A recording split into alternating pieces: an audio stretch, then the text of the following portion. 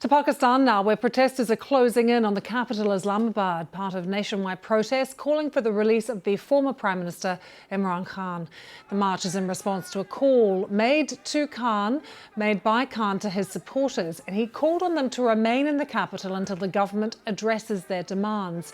We have seen some clashes between police and the protesters. Tear gas was used as well.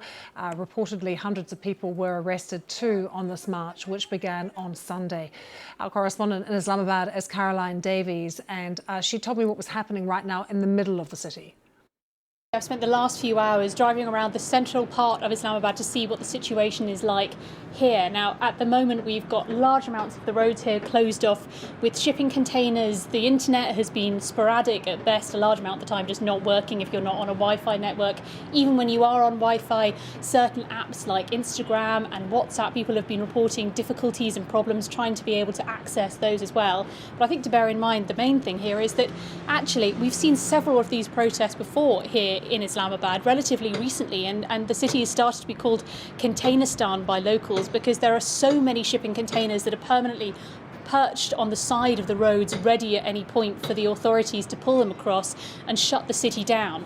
Now, we saw a protest by Imran Khan's supporters by PTI that happened earlier in October when we saw a level of shutdown. So is this going to be any different to that previous protests? Well, there are slight seeds that it could be, but we're waiting to see what will happen.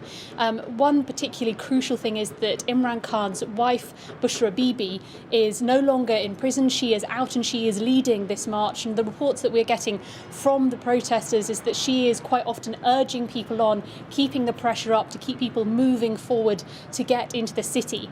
Bear in mind that Imran Khan himself called for this protest, calling it a last stand, so that has put a lot of pressure on the leadership of the party as well to really show a commitment to the cause. Is that going to make this a different sort of protest, the ones that we've seen previously? I was right in the centre earlier on, Lucy, at this place called Detained, which is thought to be the area that the protesters will probably aim to try to reach.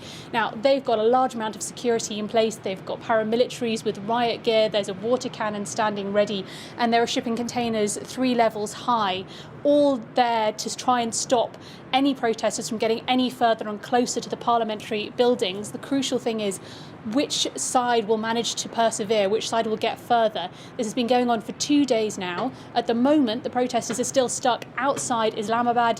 How close will they get into the capital? Carrie, what is it that the protesters actually want? Why are they protesting? So one of the key things is they say that they want to have the release of Imran Khan, who has been in prison since August 2023, well over a year now. He's had different charges against him. Those court cases have gone through, and quite often they've all been dismissed, but he's still in prison on different charges. These new cases do keep coming up against Imran Khan. He, of course, says that these are politically motivated, and the government say that they are not, and that if he needs to prove his innocence, he should do through the courts of law.